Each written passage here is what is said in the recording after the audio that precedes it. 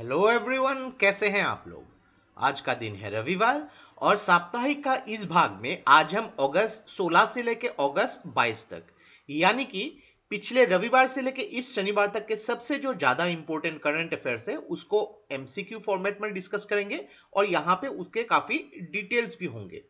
तो देखिए यहाँ पे पूरे हफ्ते का जो करंट अफेयर्स हम लोग डिस्कस करेंगे जो आपके एग्जाम पॉइंट ऑफ व्यू के हिसाब से बहुत ही ज्यादा इंपॉर्टेंट है। तो इसमें हर प्रश्न इक्वली इंपॉर्टेंट है, तो इस वीडियो को एंड तक बिल्कुल देखते रहिएगा। और इससे पहले अगर आप लोगों ने हमारे चैनल को अब तक सब्सक्राइब नहीं किया है तो इसको प्लीज सब्सक्राइब कर लीजिए ताकि आने वाले ऐसे ही वीडियोस के नोटिफिकेशन इसी तरह आपको मिलते रहे। और साप्ताहिक का अभी तक जितने भी वीडियोस हम लोगों ने डिस्कस किए हैं सारे के सारे वीडियोस को प्लेलिस्ट बना के मैंने डिस्क्रिप्शन में दे दिए हैं, वहां से आप उसको फॉलो कर सकते हैं। और इस वीडियो का जो पीडीएफ है आपको हमारे वेबसाइट में फ्री ऑफ कॉस्ट मिल जाएगी, नीचे उसका भी लिंक मैंने डिस्क्रिप्शन में दे दिए हैं। तो चलिए आज का वीडियो शुरू करते हैं। रिसेंटली अटल इनोवेशन मिशन जो नीति आयोग का एक पार्ट है, उसने कौन से ऑर्गेनाइजेशन के साथ मिलके Atal tinkering lab artificial intelligence setup module को लॉन्च किया है। तो Atal tinkering lab artificial intelligence setup module इसको लॉन्च किया है अटल इनोवेशन मिशन ने नासकॉम के साथ मिलकर। तो इसका सही उत्तर है नासकॉम। तो नासकॉम का फुल फॉर्म है national association of software and services companies.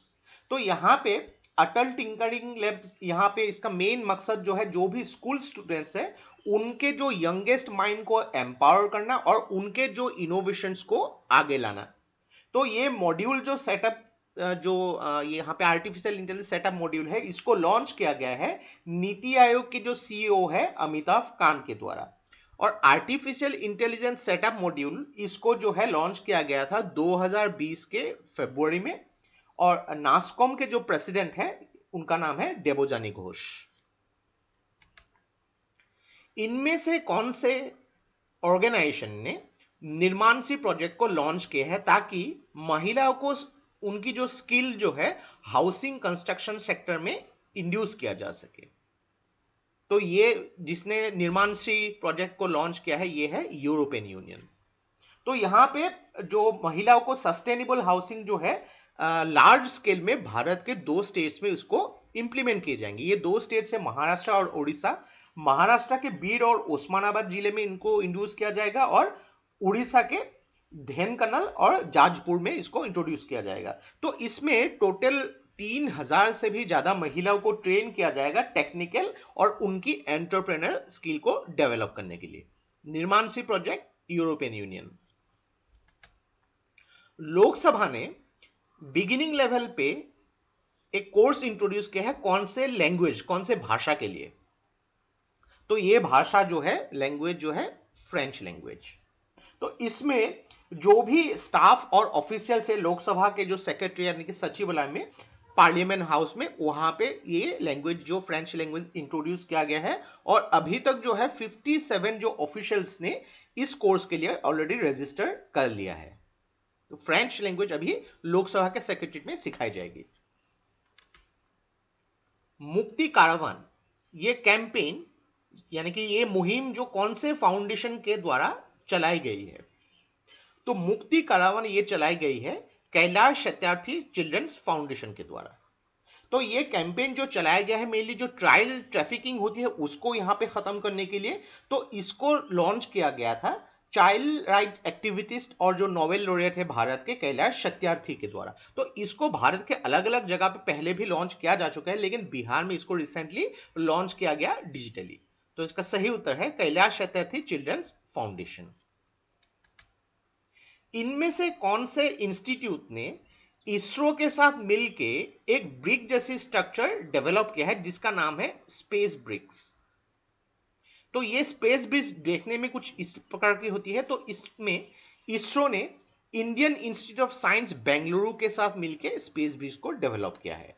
तो इसमें जो है इंग्रेडिएंट यूज किया गया है लूनर सॉइल, कुछ बैक्टीरिया और गुआर बीन्स जैसी कुछ यहाँ पे इंग्रेडिएंट्स मिला के इसको यूज किया गया है। और इसमें जो है इस तरीके से यूज किया गया है कि ऐसे ब्रिक्स जो है ये तो काफी छोटे फॉर्म में है, इनको इन फ्यूचर अगर ह्यूमन हैबिटेट चांद में बनानी है तो इस ब्रिक्स को यूज किया जाए। तो ये ब्रिक जो है नॉर्मल ब्रिक से काफी अलग होगी। तो इसका सही उत्तर है आईआईएससी बेंगलुरु। और इसरो जो है 2022 में गगनयान मिशन जो है लॉन्च करेगी इंसानों को स्पेस में भेजने के लिए।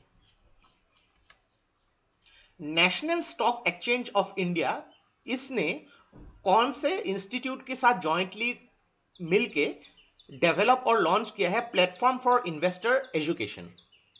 तो यहाँ पे प्लेटफॉर्म फॉर इन्वेस्टर एजुकेशन क्या होते हैं कि यहाँ पे जो भी इन्वेस्ट करेंगे उनके लिए यहाँ पे ट्रेनिंग दिया जाएगा, उनको इन्वेस्टिंग के लिए एजुकेशन दिए जाएंगे। तो national school stock exchange of India ने आईआईएम बेंगलुरु के साथ मिलके प्लेटफॉर्म फॉर इन्वेस्टर एजुकेशन इसको लॉन्च किया है। और देखिए यहाँ पे नेशनल स्टॉक एक्सचेंज, इसकी स्थापना हुई थी 1992 में। इसको बॉम्बे स्टॉक एक्सचेंज के साथ कंफ्यूज मत कीजिएगा। बॉम्बे स्टॉक एक्सचेंज दुनिया एशिया का सबसे ओल्डेस्ट स्टॉक एक्सचेंज है और इसकी स्थापना हुई थी 1875 में, और नेशनल स्टॉक एक्सचेंज की स्थापना हुई थी 1992 में।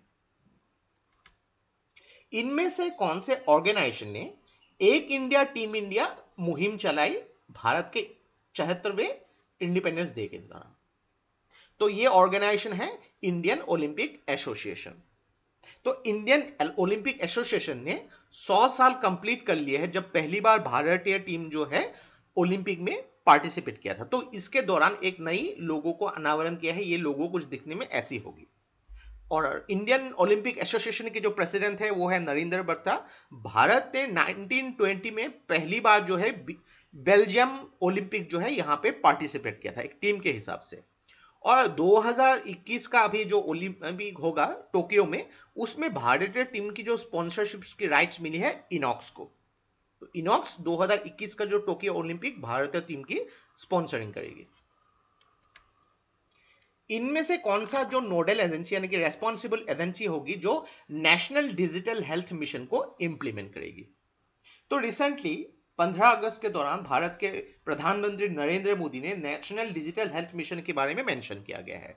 तो ये जो नेशनल डिजिटल हेल्थ मिशन ये इंप्लीमेंट करेगी नेशनल हेल्थ अथॉरिटी के द्वारा।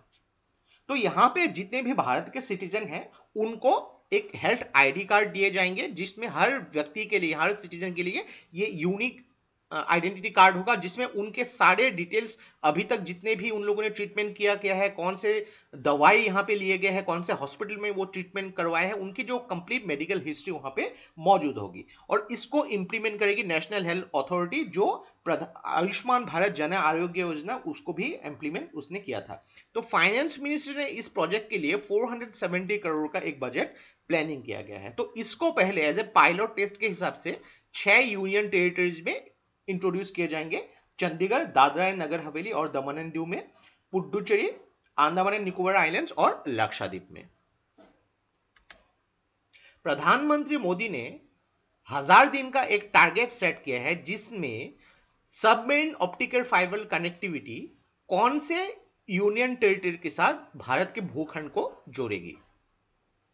तो ये यूनियन टेरिटरी है लक्षद्वीप। तो कुछ दिन पहले चेन्नई को अंडमान एंड निकोबार आइलैंड्स में भी ऑप्टिकल फाइबर से जोड़ा गया था और इसमें 1000 दिन का एक टारगेट रखा गया है जिसमें लक्षद्वीप को भारत के भूखंड से जोड़ा जाएगा। तो यहाँ पे लक्षद्वीप में जो है मोबाइल और ब्रॉडबैंड की कम्युनिकेशन जो है ज्यादा बढ़ाया जाएगा। इसमें जो लक्षद्वीप जो है लक्षद्वीपियन सी में यहाँ पे मौजूद होती है और यहाँ पे जो डिपार्टमेंट ऑफ टेलीकम्युनिकेशंस है अंडर मिनिस्ट्री ऑफ कम्युनिकेशंस, ये इस प्रोजेक्ट को निरीक्षण करेगी। और इसमें जो है एक प्लानिंग और रखा गया है कि 1000 दिन का एक टारगेट रखा गया है जिसमें 6 लाख भारत के जो विलेजेस है उनको भी ऑप्टिकल फाइबर से जोड़ा जाएगा। और प्रधानमंत्री मोदी ने यहां पे बोला है कि 10 साल का एक जो प्रोजेक्ट मेंशन किया गया है जिसमें जो गंगेटिक डॉल्फिन है उसको कंजर्व किया जाएगा। गंगेटिक डॉल्फिन को नेशनल एक्वेटिक स्पीसीज घोषित किया गया था 2010 में। ग्वालियर चंबल एक्सप्रेसवे जो मध्य प्रदेश में है ये अभी किन के नाम पे रखा जाएगा? तो ग्वालियर चंबल एक्सप्रेस हाईवे ये रखा जाएगा भारत के पूर्व प्रधानमंत्री अटल बिहारी वाजपेयी जी के नाम पे। तो इसको अनाउंस किया मध्य प्रदेश के जो चीफ मिनिस्टर है शिवराज सिंह चौहान ने। तो ग्वालियर चंबल एक्सप्रेसवे ये अभी इसका नया नाम होगा श्री अटल बिहारी वाजपेयी चंबल प्रोग्रेसवे। और यहाँ पे शिवराज सिंह चौहान जी ने एक बात और मेंशन की कि अटल जी के नाम पे भोपाल में एक बहुत ही बड़ा ग्रैंड स्टैचू भी बनाया जाएगा। भारतीय रेलवेज ने दुनिया का सबसे टॉलेस्ट पियर ब्रिज इजाई रिवर के ऊपर यहां पे बना रही है। तो ये कौन से स्टेट में लोकेट है? तो भारतीय रेलवे जो सबसे दुनिया का टॉलेस्ट रेलवे ब्रिज बना रही है मणिपुर में। तो ये एक पार्ट है जिरीबाम तुपुल इंफल लाइन प्रोजेक्ट, जो नॉर्थ ईस्ट फ्रंटियर रेलवेज, जो इंडियन रेलवेज का एक जोन है। इंडियन रेलवेज टोटल 18 जोन है, उसमें से नॉर्थ ईस्ट फ्रंटियर रेलवे भी एक जोन है। तो नॉर्थ ईस्ट फ्रंटियर रेलवेज यहाँ पे ये प्रोजेक्ट हैंड ओवर, ये प्रोजेक्ट में काम करे। तो इसमें जो रेलवे की टोटल जो हाइट होगी 141 मीटर, दुनिया का सबसे टॉलेस्ट रेलवे ब्रिज होगी, जो इजाई रिवर में स्थित होगी, इजाई रिवर के ऊपर होगी यहाँ पे। और इजाई रिवर आती है नूनी डिस्ट्रिक्ट मणिपुर में। तो इस प्रोजेक्ट का टोटल जो कॉस्ट होगा 280 करोड़, और इस प्रोजेक्ट को 2022 के मार्च तक कंप्लीट कर दिया जाएगा। तो इसका सही उत्तर है मणिपुर। कौन सी मिनिस्ट्री ने नशा मुक्त भारत कैंपेन को लॉन्च किया है? तो नशा मुक्त भारत कैंपेन को लॉन्च किया है ministry of social justice and empowerment ने।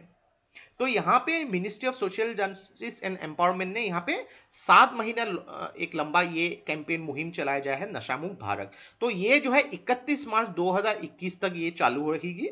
और इसमें जो minister for social justice and empowerment Thawarchand Gehlot ने इसमें national institute of social defence, एक जो बिल्डिंग का भी अनावरण किया नई दिल्ली में। और यहाँ पे मिनिस्ट्री ऑफ यूथ अफेयर्स और स्पोर्ट्स ने फिट इंडिया फ्रीडम रन भी लॉन्च किया था 15 अगस्त के दौरान। और इसको लॉन्च किया गया था यूथ अफेयर्स मिनिस्टर किरण रिजिजू के द्वारा। और रिसेंटली मिनिस्ट्री ऑफ आयुष ने एक 3 महीना लंबा कैंपेन भी स्टार्ट किया है, जिसका नाम है आयुष फॉर इम्यूनिटी। और आयुष के जो मिनिस्टर है, मिनिस्टर फॉर स्टेट जो है श्रीपद यशो नायक। कौन से राज्य के गवर्नमेंट ने पढ़ाई तुहार पारा ये स्कीम लॉन्च किया है स्कूल स्टूडेंट्स के लिए? तो पढ़ाई तुहार पारा ये स्कीम लॉन्च किया गया है छत्तीसगढ़ के द्वारा। तो इसको लॉन्च किया गया छत्तीसगढ़ के जो चीफ मिनिस्टर है भूपेश बाघेल के द्वारा, ताकि जो भी स्कूल स्टूडेंट्स है उन लोग अपने घर से ही पढ़ाई कर सकते हैं। और उन्होंने 3 और स्कीम के बारे में मेंशन किया है। एक तो है बोल तू के बोल, मुख्यमंत्री स्लम स्वस्थ योजना और राधाबाई डायग्नोस्टिक सेंटर स्कीम। ये 3 स्कीम जो है छत्तीसगढ़ में इंप्लीमेंट किए जाएंगे। और रिसेंटली पंजाब नेशनल बैंक ने एक प्रोग्राम लॉन्च किया है जिसका नाम है डिजिटल अपनाए, ताकि डिजिटल बैंकिंग को प्रमोट किया जा सके। और नागालैंड के चीफ मिनिस्टर नेफियो रियो ने yellow chain e commerce platform भी लॉन्च किया है। नागालैंड के चीफ मिनिस्टर नेफियो रियो। इंडियन कोस्ट गार्ड ने यहां पे एक 10 मेंबर की स्पेशलिस्ट पॉल्यूशन रेस्पॉन्स टीम को कौन सी कंट्री रिसेंटली भेजा है? तो इंडियन कोस्ट गार्ड ने यहां पे 10 मेंबर की स्पेशलिस्ट पॉल्यूशन टीम यहां पे भेजा है मॉरिशस में। तो ये जो भेजा गया है मिनिस्ट्री ऑफ एक्सटर्नल अफेयर्स और मिनिस्ट्री ऑफ डिफेंस के द्वारा मिलके। तो यहाँ पे 10 मेंबर की स्पेशलिस्ट टीम यहाँ पे भेजा गया होगा, क्योंकि मॉरिशस में रिसेंटली ऑयल स्पिल ओवर हो गया था एक जहाज की वजह से यहाँ पे, तो काफी नुकसान उठाना पड़ा था। तो भारत यहाँ पे मॉरिशस की मदद कर रही है। और रिसेंटली भारतीय एयरफोर्स, इंडियन एयरफोर्स ने अपना एक प्लेन C-17 भी भेजा है लेबानन, क्योंकि लेबानन के राजधानी में एमोनियम नाइट्रेट की वजह से यहाँ पे काफी एक बहुत ही बड़ा भयंकर विस्फोट हुआ था। तो यहाँ पे लेबानन में इमरजेंसी डिक्लेयर किया गया था। और इंडिया ने यहाँ पे जो है अभी 58 मेट्रिक टन की जो है ह्यूमैनिटेरियन एड जो लेबानन के लिए रवाना किया है through Indian air force. Central government ने एक टारगेट रखा है कि 10% बायो इथानॉल ब्लेंडिंग पेट्रोल में किया जाएगा कौन से साल तक। यानी कि जो पेट्रोल है इसमें बायो इथानॉल क्या होती है कि जो जैव प्रयुक्ति से जो है जो बायो एल्कोहल जो पेट्रोल में मिक्स किया जाएगा, जिससे क्या होगा कि पोल्यूशन काफी कम हो जाएंगे। यहाँ पे पेट्रोल की इंपोर्ट जो है काफी कम करवानी पड़ेगी और किसानों को भी यहाँ पे फायदा मिलेगा। तो 10% बायो इथानॉल ब्लेंडिंग किया जाएगा 2022 तक। और 2030 तक इसकी जो क्वांटिटी जो है 10% से लेके 20% तक बढ़ाया जाएगा। तो ये मेंशन किया गया है। और ये मेंशन किया गया है अंदर इथानॉल ब्लेंडेड प्रोग्राम के तहत इंथेनॉल ब्लेंडेड प्रोग्राम जो है नेशनल बायोफ्यूल्स पॉलिसी 2018 में लॉन्च किया गया था। तो करेंटली अभी भारत के पेट्रोल में 5% जो है बायो इथेनॉल ब्लेंडिंग हो रही है और 2022 तक इसको 10% तक बढ़ाया जाएगा। यानी कि पेट्रोल जो भी आप गाड़ी में यूज करते हैं अभी जो है फिलहाल 5% उसमें बायो इथेनॉल मौजूद होते हैं। कौन सी दो कंट्री ने रिसेंटली एक हिस्टोरिक पीस एग्रीमेंट साइन किया है जिसका नाम है एब्राहम एकॉर्ड? तो एब्राहम एकॉर्ड ये दोनों ये साइन किया है इजराइल और यूएई ने मिलकर। तो यहां पे इजराइल के प्राइम मिनिस्टर जो है बेंजामिन नेतान्याहू और शेख मोहम्मद बिन जायद जो है क्राउन प्रिंस है यूएई के, इन्होंने मिलकर ये एब्राहम एकॉर्ड साइन किया है। तो यहां पे इसको यूएई इजराइल पीस डील भी बोल सकते हैं और अब्राहम एकॉर्ड भी बोला जा सकता है, दोनों का मीनिंग सेम है। तो इजराइल ने यहां पे जो बात किया है कि इजराइल जो है पैलेस्टीनियन जो एरिया है उसमें अभी फिलहाल एनेक्सेशन और नहीं करेगी। जो भी वेस्ट बैंक है इजराइल में उसको पैलेस्टीनियन का एक एरिया बोला था, उसमें और भी एनेक्सेशन नहीं करेगी। तो इसके बारे में जो यूएस प्रेसिडेंट डोनाल्ड ट्रंप ने मेंशन किया था और यूएई जो है तीसरा जो मिडिल ईस्टर्न कंट्री है आफ्टर इजिप्ट और जॉर्डन जिसने इजराइल के साथ यहां पे डिप्लोमेटिक टाइज साइन किया है, क्योंकि बहुत सारी कंट्रीज अभी भी इजराइल को एक देश मानने से इनकार करती है। उनमें से बहुत सारे कंट्री जैसे कि पाकिस्तान, बांग्लादेश भी शामिल है। फ्लिपकार्ट ने रिसेंटली एक एमओयू साइन किया है कौन से आईआईटी के साथ, ताकि इंडस्ट्री फोकस्ड अप्लाइड रिसर्च को सपोर्ट किया जा सके। तो फ्लिपकार्ट ने ये एमओयू साइन किया है आईआईटी पटना के साथ मिलकर, ताकि यहाँ पे जो फोकस्ड रिसर्च जो है इंडस्ट्री में उसको अप्लाई किया जा सके, अलग अलग फील्ड जैसे कि आर्टिफिशियल इंटेलिजेंस हो, नेचुरल लैंग्वेज प्रोसेसिंग हो या फिर मशीन लर्निंग हो। तो फ्लिपकार्ट और आईआईटी पटना। मेघालय के नए राज्यपाल किनको रिज्यूम किया गया है? तो मेघालय के अभी नए राज्यपाल बने हैं सत्यपाल मलिक। तो सत्यपाल मलिक इससे पहले जो है गोवा के राज्यपाल थे, अभी गोवा से ये मेघालय आएंगे और गोवा के राज्यपाल का जो एडिशनल चार्ज दिए जाएंगे, महाराष्ट्र के जो राज्यपाल है भगत सिंह कोश्यारी, ये गोवा के भी काम संभालेंगे। और मेघालय के जो राज्यपाल जो थे तथागत राय, इन्होंने अभी रिजाइन कर दिया है। तो सत्यपाल मलिक अभी मेघालय के नए राज्यपाल बनेंगे। सत्यपाल मलिक जो है जम्मू एंड कश्मीर के अंतिम राज्यपाल थे। राकेश अस्थाना, इनको कौन से सेंट्रल आर्म पुलिस फोर्स का डायरेक्टर जनरल नियुक्त किया गया है?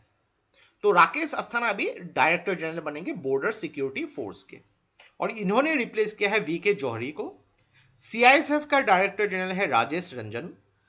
एसएसबी सशस्त्र सीमा बल के डायरेक्टर जनरल है कुमार राजेश चंद्र और नेशनल सिक्योरिटी गार्ड के डायरेक्टर जनरल है अनूप कुमार सिंह।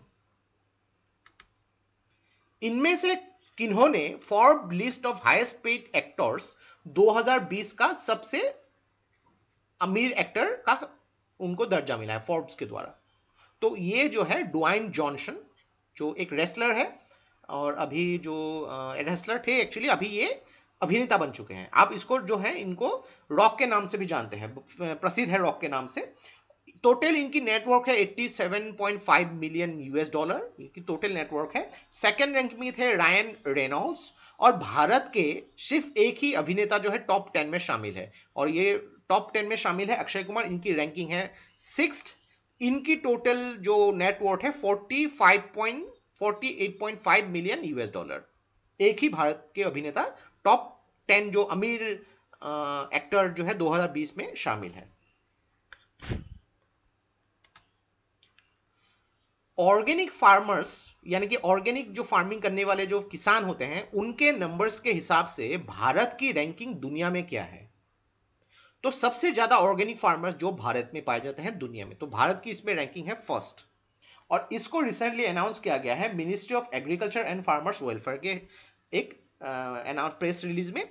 और ऑर्गेनिक फार्मिंग की जो एरिया है यानी कि भारत में जहां जहां ऑर्गेनिक फार्मिंग होती है उसके एरिया को अगर कैलकुलेट किया गया तो भारत जो है दुनिया में 9वें नंबर पे आती है ऑर्गेनिक फार्मिंग के एरिया में।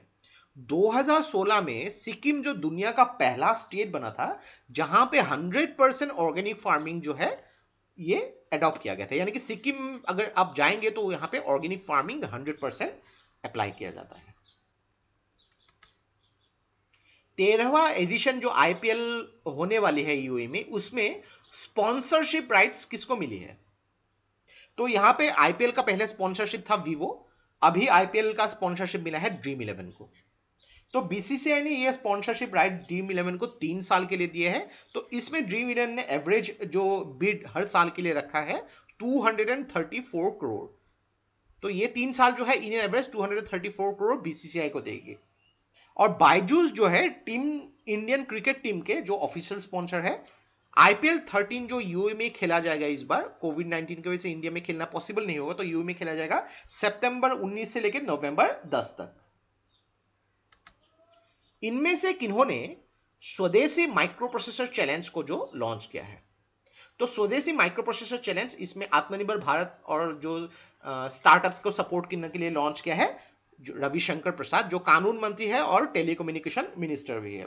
तो यहाँ पे जो स्ट्रॉन्ग इकोसिस्टम है स्टार्टअप्स और इनोवेशन, जो उनकी जो रिसर्च के लिए भारत में यूज किया जाएगा। और आईआईटी मद्रास और centre for development of advance computing ने 2 माइक्रो प्रोसेसर भी डेवलप किया है। एक का नाम है शक्ति, शक्ति की टोटल साइज है 32 बिट, और दूसरा है वेगा, वेगा की टोटल साइज है 64 बिट। एशियन डेवलपमेंट बैंक ने Delhi Meerut regional rapid transit system के लिए कितना अमाउंट अप्रूव किया है? तो Delhi Meerut regional rapid transit system ये भारत में पहली बार स्टार्ट होगा, जिसका टोटल लेंथ जो होगा 82 किलोमीटर। और इसके लिए एशियन डेवलपमेंट बैंक ने $1 बिलियन का जो एक अमाउंट अप्रूव कर दिया है। तो ये जो है एनसीआर जो ट्रांसपोर्ट कॉर्पोरेशन जो है इसको, इस प्रोजेक्ट को एग्जीक्यूट करेगी। और रिसेंटली इंटरनेशनल लेबर ऑर्गेनाइजेशन और वर्ल्ड बैंक ने मिलकर एक रिपोर्ट पब्लिश की थी, जिसमें यह कहा गया था कि कोरोना वायरस के चलते भारत में टोटल 4.1 मिलियन लोगों ने अपना जॉब जो है गंवाया है। 4.1 मिलियन मतलब मान लीजिए कि 41 लाख लोग जो है भारत में अपने जो जॉब्स गंवा चुके हैं। कौन से स्टेट या यूनियन टेरिटरी की पुलिस ने एक एमओयू साइन किया है all India institute of Ayurveda के साथ धन्वंतरी रथ के लिए? तो धन्वंतरी रथ जो है इसको लिए एमओयू साइन किया है दिल्ली पुलिस ने, ताकि यहां पे जो आयुर्वेदिक मोड की जो प्रिवेंटिव और प्रोमोटिव हेल्थ सर्विसेज दिल्ली की जो रेसिडेंशियल कॉलोनी में जो है लॉन्च किया जा सके। और एक प्रोग्राम भी स्टार्ट किया गया था आयुरक्षा। तो यहाँ पे दिल्ली पुलिस के जो भी फ्रंटलाइन वॉरियर्स है या कोरोना वायरस के लिए यहाँ पे जो है अपनी काम कर रहे हैं, अपनी सेवा दे रहे हैं, उनके लिए यहाँ पे आयुरक्षा कैंपेन भी, आयुरक्षा प्रोग्राम भी स्टार्ट किया गया था। और recently ministry of tribal affairs ने एक एमओयू साइन किया गया है रूरल डेवलपमेंट मिनिस्ट्री के साथ, ताकि रूरल पोर पीपल को सपोर्ट किया जा सके। तो देखिए यहाँ पे एक जैसे क्वेश्चन को यहाँ पे एक ही साथ मैं डिस्कस करता हूं, ताकि यहाँ पे एक जैसे क्वेश्चन को 2 अलग अलग क्वेश्चन से बनाने से अच्छा है एक ही साथ अगर हम लोग डिस्कस करेंगे, तो आपको समझने में भी आसानी होगी और आप याद भी रख पाएंगे। इनमें से किनको नए इलेक्शन कमिश्नर भारत के चुने गए हैं? तो देखिए एक चीज की, इलेक्शन कमीशन ऑफ इंडिया में 3 पोस्ट होते हैं, 2 इलेक्शन कमिश्नर होते हैं और एक चीफ इलेक्शन कमिश्नर होते हैं। तो यहां पे एक इलेक्शन कमिश्नर जो है अशोक लावासा ने रिसेंटली रिजाइन कर दिया है, बिकॉज वो जो है वाइस प्रेसिडेंट बनेंगे एशियन डेवलपमेंट बैंक। अभी उनके जगह पे जो है राजीव कुमार जो फाइनेंस सेक्रेटरी थे उनको अपॉइंट किया गया। तो नए इलेक्शन कमिश्नर जो बने हैं राजीव कुमार, और दूसरे इलेक्शन कमिश्नर अभी भी जो है सुशील चंद्र, और जो चीफ इलेक्शन कमिश्नर ये है सुनील अरोड़ा। तो इलेक्शन कमिश्नर जो है ये भारत के कॉन्स्टिट्यूशन के आर्टिकल 324 के हिसाब से प्रेसिडेंट अपॉइंट करते हैं। याद रखिए ऐसे क्वेश्चन भी आपको पूछे जा सकते हैं जब भी आप करंट अफेयर्स पढ़ाई कर रहे हैं। तो याद रखिएगा कि जो इंफॉर्मेशन है उसके साथ 4 से लेकर 5 एडिशनल इंफॉर्मेशन भी याद रखिए, क्योंकि एग्जाम में किसी भी एंगल से आपको क्वेश्चन पूछी जा सकते हैं, ताकि आप उसको रेसिप्रोकेट कर सके। इनमें से कौन से स्टेट ने बेस्ट परफॉर्मिंग स्टेट्स का दर्जा हासिल किया है operation of health and wellness centre के हिसाब से? तो ये जो है ministry of health and family welfare ने रिसेंटली इसको रिलीज किया है। तो इसका सही उत्तर है पंजाब। इसमें मैंने गलत लिख दिया, इसका उत्तर है पंजाब। पंजाब इसका सही उत्तर है। और आईआईटी मद्रास ने टॉप रैंकिंग हासिल किया है national importance in Atal ranking institutions on innovation achievement में। और आईआईटी खड़गपुर ने एक ई क्लासरूम सॉफ्टवेयर लॉन्च किया है जिसका नाम है दीक्षक। दीक्षक आईआईटी खड़गपुर। यूनियन कैबिनेट ने एक प्रपोजल को एक्सेप्ट कर लिया है, अप्रूव कर दिया है, नेशनल रिक्रूटमेंट एजेंसी। ये कौन से एक्ट के तहत ये अप्रूवल को एक्सेप्ट कर लिया है? तो ये एक्ट जो है सोसाइटीज रजिस्ट्रेशन एक्ट 1860 के हिसाब से।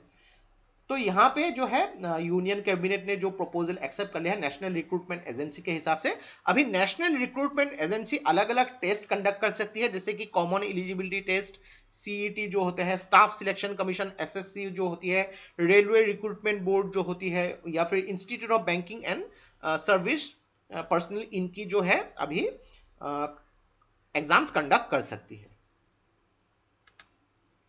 कैबिनेट ने रिसेंटली कितने एयरपोर्ट्स जो एयरपोर्ट अथॉरिटी ऑफ इंडिया के अंदर आती है, private partnership, public private partnership के हिसाब से अदानी एंटरप्राइजेस को हैंड ओवर किया है। तो यहाँ पे एयरपोर्ट अथॉरिटी के इंडिया के अंदर यहाँ पे जो एक स्टैट्यूटरी बॉडी है एयरपोर्ट्स भारत के, उसको निरीक्षण करने के लिए, तो इनमें से 3 एयरपोर्ट जो है इसकी according to public private partnership के हिसाब से अदानी ग्रुप को हैंड ओवर किया है। तो इसका सही उत्तर है 3। और ये 3 एयरपोर्ट जो है जयपुर एयरपोर्ट, गुवाहाटी एयरपोर्ट और तिरुवनंतपुरम एयरपोर्ट। तो इसको जो पीपीपी मोड में जो इसको ऑपरेशन किया जाएगा, और अदानी एंटरप्राइज को ये जो है 50 साल के लिए ये जो एयरपोर्ट्स हैंड ओवर किए गए हैं। तो अदानी एंटरप्राइज अभी इसके ऑपरेशन मैनेजमेंट और डेवलपमेंट के पार्ट्स को देखा करेगी। कौन से देश ने भारत के साथ एक कल्चरल एग्रीमेंट साइन किया है ताकि स्ट्रेटेजिक बायलैटरल रिलेशंस को शक्तिशाली किया जा सके? तो ये देश जो है इजराइल। तो रिसेंटली इंडिया ने एक कल्चरल एग्रीमेंट साइन किया है, एक 3 ईयर प्रोग्राम जो 2020 से लेकर 2023 तक चालू होगी। तो इसमें जो है बायलैटरल रिलेशंस को मजबूत किया जाएगा पीपल टू पीपल एक्सचेंज के द्वारा। तो इसका सही उत्तर है इजराइल। नई उड़ान स्कीम, इसको कौन सी मिनिस्ट्री के द्वारा लॉन्च किया गया है? तो नई उड़ान स्कीम इसको लॉन्च किया गया है मिनिस्ट्री ऑफ माइनॉरिटी अफेयर्स के द्वारा। तो इसमें जो भी माइनॉरिटी स्टूडेंट्स हैं जो यहाँ पे यूपीएससी, एसएससी या फिर स्टेट पब्लिक सर्विस एग्जाम के मेंस के लिए तैयारी कर रहे हैं, और जिन्होंने प्रीलिम्स जो है ये क्लियर कर लिए हैं, जो भी माइनॉरिटी स्टूडेंट्स, उन लोगों को फाइनेंशियल सपोर्ट दिए जाएंगे। लेकिन इसमें कंडीशन है कि उन स्टूडेंट्स को प्रीलिम्स क्लियर करना होगा ताकि मेंस के लिए तैयारी कर सके, तभी उनको ये फाइनेंशियल सपोर्ट मिलेगी। तो नई उड़ान इसको लॉन्च किया गया है मिनिस्ट्री ऑफ माइनॉरिटी अफेयर्स के द्वारा। Digital quality of life 2020 index में भारत की रैंकिंग क्या है? तो digital quality of life 2020 index में भारत की रैंकिंग है 57, और इसको सर्वे को किया गया था सर्फ शार्क के द्वारा। 85 कंट्रीज में किया गया था। तो इनमें दुनिया की लगभग 81 पॉपुलेशन आती है, 81% पॉपुलेशन आती है। इसमें 5 पैरामीटर्स देखे जाते हैं। एक तो है इंटरनेट क्वालिटी, दूसरा है यहाँ पे ई इंफ्रास्ट्रक्चर, तीसरा जो है यहाँ पे इंटरनेट की जो अफोर्डेबिलिटी होती है, इंटरनेट की जो ई सिक्योरिटी होती है, और ई गवर्नेंस। तो यहाँ पे देखिए कि जो इंटरनेट की अफोर्डेबिलिटी और इंटरनेट की सिक्योरिटी में भारत की रैंकिंग तो काफी अच्छी है, लेकिन इंटरनेट की क्वालिटी हो, ई इंफ्रास्ट्रक्चर हो या फिर ई गवर्नेंस में काफी नीचे भारत की रैंकिंग है। तो इसमें टोटल एवरेज रैंकिंग जो भारत का गया 57 आउट ऑफ 85 कंट्रीज, काफी नीचे है। नंबर 1 पे यहाँ पे है डेनमार्क, 2 पे स्वीडन और 3 पे कनाडा। काफी सारे यूरोपियन कंट्रीज जो है टॉप 10 में शामिल है। भारत की यहाँ पे रैंकिंग है 57। कौन सी देश ने एक surface to surface ballistic missile martyr Qasem Soleimani इसको लॉन्च किया है? तो कसीम सुलेमानी आप जैसे कि जानते हैं कि ईरान से थे, और इनको जो है यूएस ने फांसी दे दी थी। तो इनको जो है ईरान एक मार्टियर मानती है, एक शहीद मानती है। तो ईरान ने एक बैलिस्टिक मिसाइल जो है लॉन्च किया है उनके नाम पे। और कसीम सुलेमानी बैलिस्टिक मिसाइल, इसकी रेंज जो होगी, मारक क्षमता 1400 किलोमीटर की होगी, यानी कि 1400 किलोमीटर को ये हिट कर पाएगी। और इसी तरह एक क्रूज मिसाइल भी ईरान ने रिसेंटली इनोग्रेट किया है जिसका नाम है मार्टियर अबू महदी। मार्टियर अबू महदी की टोटल मारक क्षमता होगी 1000 किलोमीटर। दोनों ही जो है ईरान ने लॉन्च किया है। अभी ईरान की जो रिलेशन यूएसए के साथ फिलहाल अच्छी नहीं है, काफी प्रॉब्लम्स, उनके इंटरनल प्रॉब्लम्स और एक्सटर्नल प्रॉब्लम्स भी चल रही है। तो ये थे हमारे पूरे हफ्ते का करंट अफेयर्स, जिसको हम लोगों ने एमसीक्यू फॉर्मेट में डिस्कस किया, लगभग 35 क्वेश्चंस डिस्कस किए, और इसमें जो है एडिशनली काफी क्वेश्चंस को इंक्लूड किए गए हैं। और अगर आप यहाँ पे काउंट करेंगे तो टोटल डिटेल्स जो होंगे यहाँ पे 250 से भी ज्यादा डिटेल्स डिस्कस किए गए हैं। जब भी आप करंट अफेयर्स स्टडी करते हैं, कोशिश कीजिएगा एक ही टॉपिक से रिलेटेड 4 से 5 इंफॉर्मेशन आप याद रख सकते हैं, उसको पढ़ाई कर सके, ताकि यहाँ पे कुछ भी एंगल से अगर क्वेश्चन पूछा जाए, आपको यहाँ पे उसको रेसिप्रोकेट कर सकते हैं। सपोज कहीं पे कुछ हादसा हो गया एक विदेश की जगह पे, तो उस जगह पे यहाँ पे कौन सी जगह पे उसके कौन से कंट्री के साथ बॉर्डर शेयर करती है, कौन सी नदी जाती है, कौन से अगर सी के साथ अपना बॉर्डर शेयर करती है, उसका कैपिटल क्या है, ऐसे मैप बेस्ड क्वेश्चन भी प्रैक्टिस करनी चाहिए, ताकि आपको यहाँ पे कॉन्सेप्ट क्लियर रहे। तो इस वीडियो का जो पीडीएफ है आपको हमारे वेबसाइट में फ्री ऑफ कॉस्ट मिल जाएगा, और जितने भी वीडियोस अभी तक साप्ताहिक के डिस्कस किए हैं अभी तक, हम लोगों ने उसका प्लेलिस्ट को डिस्क्रिप्शन में दे दिए हैं, वहां से आप उसको फॉलो कर सकते हैं। तो आज के साप्ताहिक में बस इतना ही, और ये वीडियो अगर आप लोगों को अच्छा लगा, इसको प्लीज लाइक कीजिए, इसको सब्सक्राइब कीजिए, इसको शेयर कर दीजिए, क्योंकि ऐसे वीडियोस बनाने के लिए हम लोग को बहुत ज्यादा मेहनत और रिसर्च की जरूरत होती है, और आप लोग का सपोर्ट हम लोग को बहुत ज्यादा इंस्पायर करता है और भी हार्ड वर्क करने के लिए। तो आज के लिए बस इतना ही, देखते रहिए study rise, take care, thank you and Jai Hind.